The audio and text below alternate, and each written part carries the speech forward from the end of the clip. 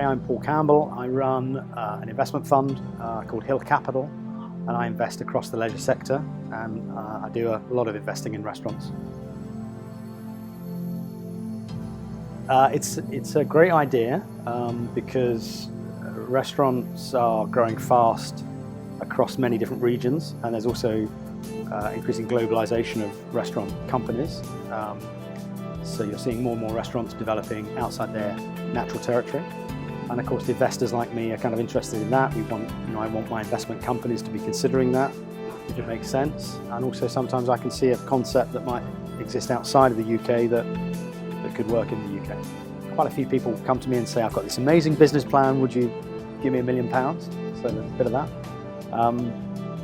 It's just, it's classic networking. So it's kind of hearing what's happening in different countries, which I think for me is fascinating. So there was a session yesterday morning about the American dining scene, and several concepts and ideas were described, and it's a shortcut way of kind of bringing yourself up to speed on some trends in different markets. So yeah, just general chatting about the industry here, different countries, sort of understanding that the challenges are kind of similar around the world.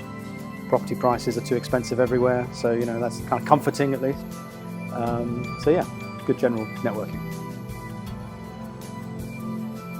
I think the biggest trend is that you've got, in most developed countries, populations that are becoming more and more discerning when it comes to food.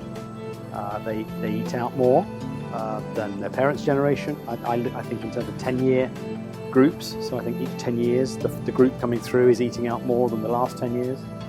They're more discerning, they're more experimental, they're perhaps less loyal to brands than previous generations because there's so much choice.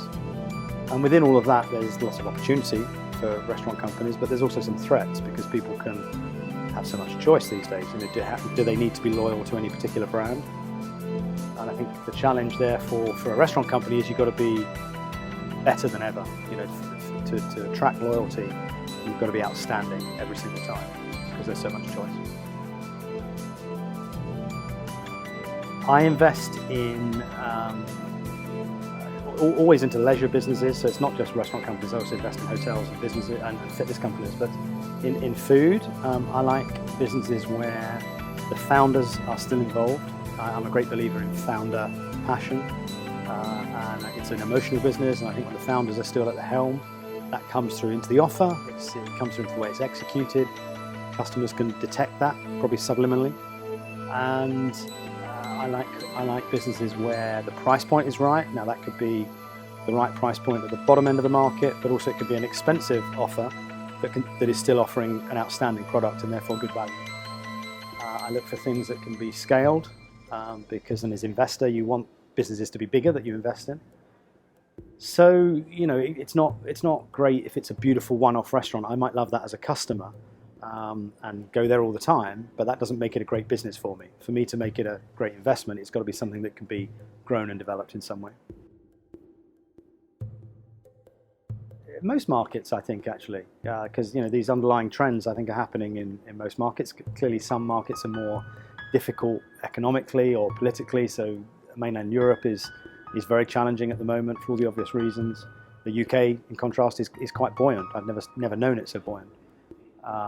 In terms of interest in restaurants, I think Middle East is very interesting. Clearly, with the predictions for growth in the economies and the increasing appetite for eating out. The US is always fascinating, and then you've got Asia. I've never done business in China, but I've looked at it several times, and that the sky is the limit really in territories like that. So China and India are markets that at some stage are going to really open up in a huge way.